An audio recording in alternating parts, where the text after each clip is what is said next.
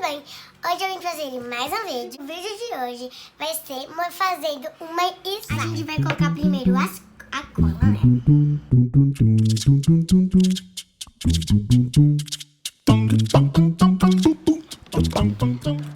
Ai, gente, tá muito bonito.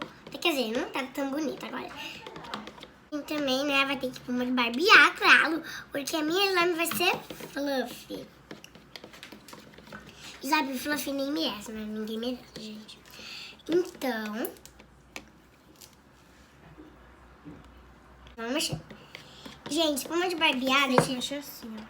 Espuma de barbear deixa a slime fluffy. Deixa a slime bem macia, igual um travesseiro quentinho. Ó, a gente usou essa. Ô, gente, aqui, ó, tem minhas caixinhas. Isso aqui é glitter? Mas não tem glitter? Não tem glitter? Agora, o que tem que ser? Box? Essa box? Mexe. Mistura. Ai, foi meu dedo. Vamos misturar.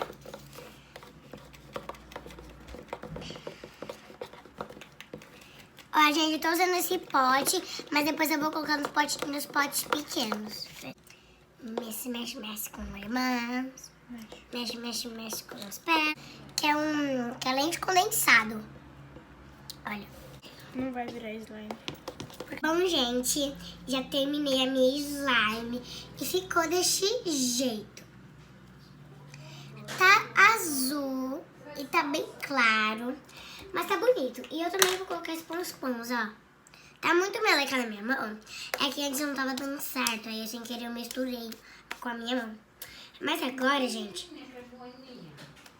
tá dando certo. E eu coloquei muito corante. Mas ficou clarinho, porque esse pombo de barbear colocou claro. Mãe, coloca os pombos pra mim. Eu vou colocar pompom. Quem não sabe o que é pompom, vocês vão saber. Porque vocês vão ter 4 tá bom. Espero que vocês tenham gostado. Se vocês gostaram, deixa o seu... Vocês já sabem, né? Like. E até o próximo vídeo. Tchau!